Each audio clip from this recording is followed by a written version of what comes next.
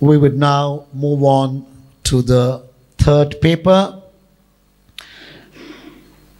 Reverend Dr. Stanislaus, TNBCLC Bible Commission, Father is going to present to us Paul's admonition to the divided church in Corinth. Father, I'm very much inquisitive how you're going to talk about admonition. I'm afraid also. You are also afraid. Take your time. Thank you. Let's support each other. Thank you, Father. Good morning to everyone.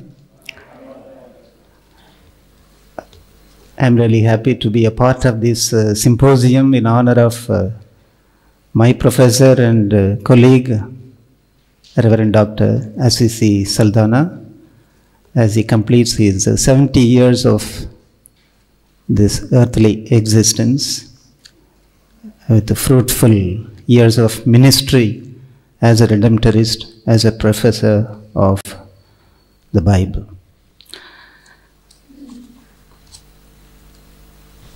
So the full title is, If Anybody Destroys This Temple, God Will Destroy Him. 1 Corinthians 3:17. Paul's admonition to the divided church of Corinth. We know that the Corinthian church was divided on account of the preachers. It happens in the parishes also. Because of the pastors, the community is divided. So in this context, Paul wants to give the true theology of the church, ecclesia. Father Alfred just now spoke about ecclesia. So what is the true nature of the church? True ecclesiology he wants to give. By that he wants to describe the role of the preachers. He wants to show the true place of the preachers. That's how he is trying to settle the issue. So while describing the nature of the church, he makes use of three metaphors. You are God's field. You are God's building. Chapter 3, verse 9.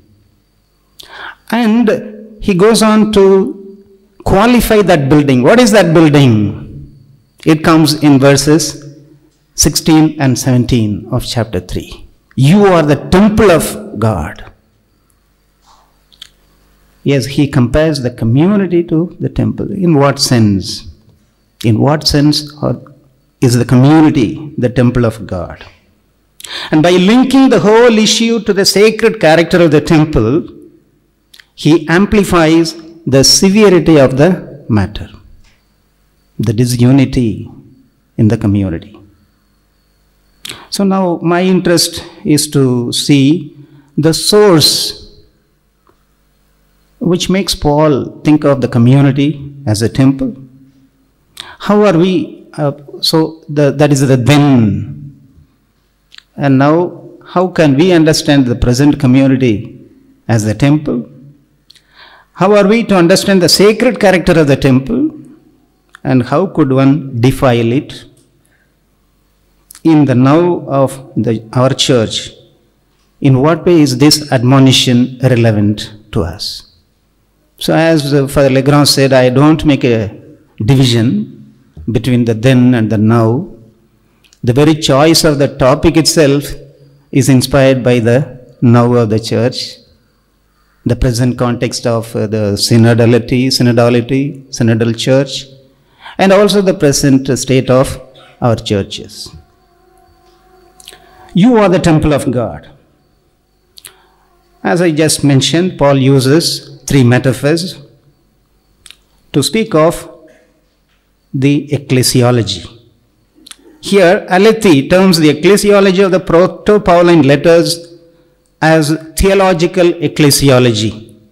And particularly he quotes our text, 1 Corinthians 3:15-17, 9:11, 12 and 13. He says that in the face of concrete problems of organization, Paul proposes a fundamental ecclesiology.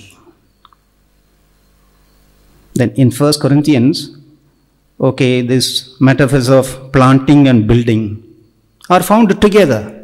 This is not the first place in the Bible that we find this combination of metaphors, planting and building. Already in Jeremiah 1:10 we find that. That is his mission. He is called to plant and remove, to build and to destroy. And we find that in a number of other places, even in Mark 12, that parable of the wicked tenants. The vineyard is there, and it is at the end of the parable we find a quote from Psalm 118:22. The stone rejected by the builders has become the cornerstone. Again, that building imagery we see there. So based on these images, Paul describes the identity of the preachers. Who are the preachers? They are the servants. Verse 5, 3:5. And God's fellow workers, 3:9. So there is no difference whatsoever between them. There is no inferior and superior. They are all equal. They are co-workers of God. Simply. So clarifying their role is crucial for Paul to settle this issue in the community. Now, he speaks about himself. I laid the foundation for the church as a skilled architect. But whoever builds on it should see that he builds on the foundation of Christ. He should not put another foundation. Christ is the only foundation. And he would go on to say that the materials with which they build should last long. On the day of the Lord, that's the day of the testing by fire, the building should withstand. So unfortunately, the Corinthians are after worldly wisdom. The cross of Christ is forgotten. So this, when we speak of the building, some are reminded of the building of tabernacle and the temple of Jerusalem. So some identify King Solomon at Paul's development of this metaphor.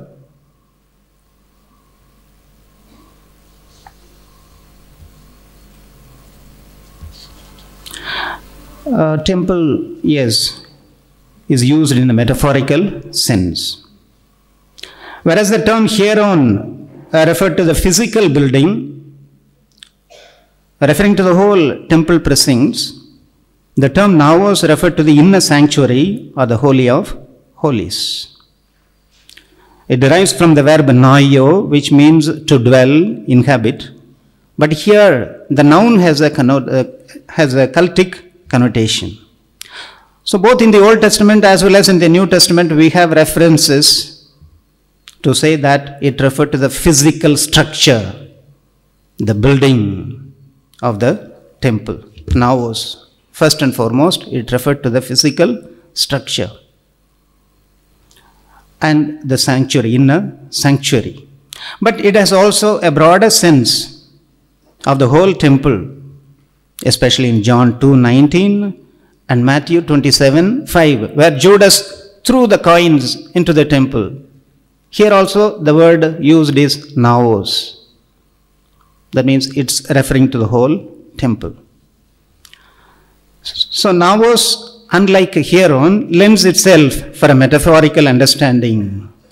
Already in Leviticus 26:11, we find this metaphorical sense of God's dwelling among his people. Then Psalm 114:2 mentions Judah as the sanctuary of the Lord. One certain Meller, in her analysis of the expression Bait Yahweh in the Psalms, she says that the meaning goes beyond the physical temple to refer to the family of the Lord. House of the household of the Lord means the family of the Lord, the domain where God is present. In Jewish eschatology, it was believed that in the last time, God will erect a new, glorious and perfect temple in which he can dwell. In Isaiah 28:16 we see, "Behold, I am laying in Zion for a foundation, a stone, a tested stone, a precious cornerstone of a sure foundation." We find that spiritualization of the sanctuary in Ezekiel also. Ezekiel 43:9 says, "I will dwell in their midst forever." And it also is found in 1 Enoch 91:13. "And at its close they shall acquire houses through their righteousness, and a house shall be built for the great King in glory forevermore." Jubilees, the book of Jubilees 1:17, "And they will be the head and not the tail. And I shall build my sanctuary in their midst, and I shall dwell with them."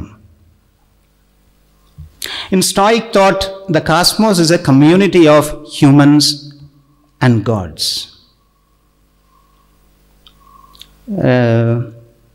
Cleanthes' hymn to Zeus is said to praise Zeus as king of the cosmos and father of humans. Cicero's De Natura Deorum says, "The world is as it were the common house of gods and men." So the world is the house for God as well as for men. Similarly, Philo also has this to say, "This world, perceptible by the outward senses, is nothing else but the house of God, the abode of one of the powers of the true God, in accordance with which he is good." And Epictetus, the Stoic philosopher, also calls Zeus as the father and king of the citizens.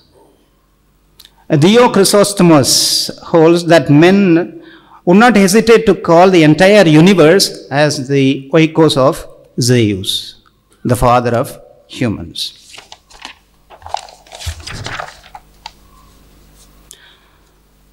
Josephus, in his Antiquities, he states, he is acquainted with an allegorical application of the temple to the world, and the parts of the temple to the parts of cosmos. For him, the world is a representation of that heavenly temple, all the various parts of the temple. However, neither in Stoicism nor in